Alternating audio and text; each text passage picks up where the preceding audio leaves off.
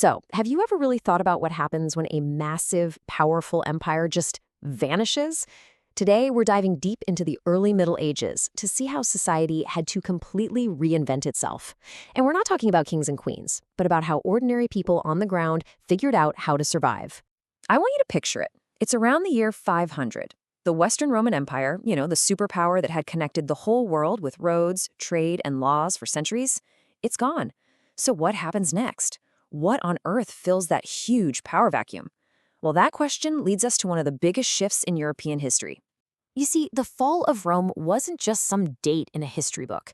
For the people actually living through it, it was a terrifying new reality. All the structures, all the things that provided safety and stability for generations, they were just gone. And that plunged Western Europe into a really dangerous and uncertain time. Yeah, this collapse created this awful domino effect. Without the Roman armies, bandits and raiders could just roam free. Trade routes, they completely crumbled. And without trade, what happens? The great cities emptied out. So for your average farmer, life suddenly became incredibly dangerous. The old world was just replaced by one thing: total uncertainty. But here's the thing about people. We're resilient. And out of all that chaos, a totally new system started to take shape. It wasn't some grand, top-down plan from an emperor. Nope, it was local. It was all about survival. This was the birth of what we call the medieval domain, or the manor. At the end of the day, it all came down to a really simple but powerful bargain. You had a local strongman, a lord with his own soldiers, who could offer a shield against all the dangers of the world. And in exchange for that protection, peasants, who really just wanted to survive and feed their families, would work the lord's land. That one deal, it became the bedrock of a whole new society. And this system has a name. It's called the Hofstelsel, or as we usually say in English, the manorial system. The best way to think of it is like a self-contained bubble. Everything you needed for life, food, clothes, tools, and most importantly, safety, was all produced right there on the domain. The world kind of turned inward, and it became all about being self-sufficient.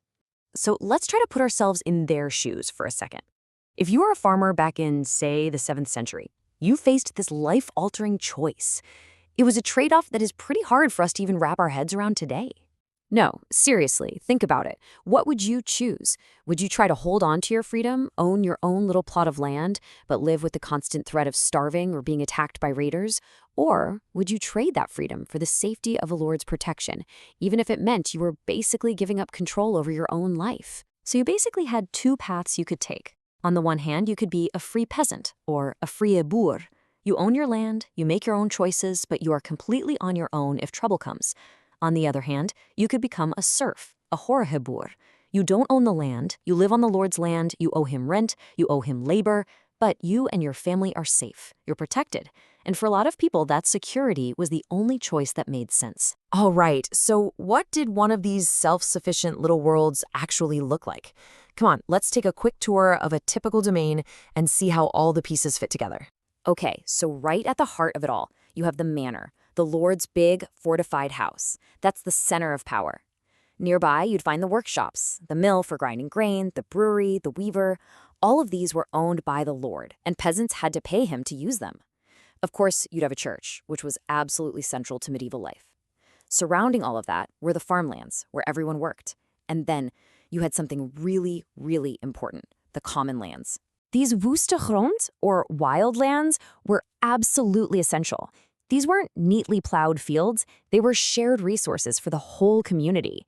This is where you'd go to get wood for your fire and for building. It's where you let your animals graze. And it's where you'd find extra food, like berries and herbs.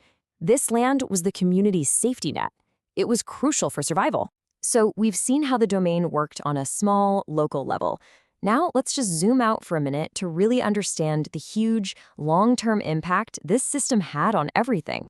And here's the big takeaway. The manorial system wasn't just a new way to farm. It was a complete and total replacement for the old Roman way of life. That vital link between the city and the countryside, between trade and farming, it was severed. Society was fundamentally rebuilt from the ground up, all around the ideas of land and local self-sufficiency. This quote just sums it up perfectly. The new rules of the game weren't money and contracts anymore. They were land, which was the source of all wealth, and loyalty, that personal bond between a peasant and their lord. And that simple formula would define life in Europe for hundreds of years. And, that leaves us with one final, much bigger question. The story of the domain gives us one answer. When everything collapses, societies often turn inward. They prioritize local security and just plain survival above everything else. It's a pretty powerful reminder of how human communities find ways to adapt and keep going, even in the toughest times imaginable. If this explainer helped you understand the medieval world a little better, we'd really appreciate it if you like, subscribe, and maybe leave a comment below. Thanks so much for watching.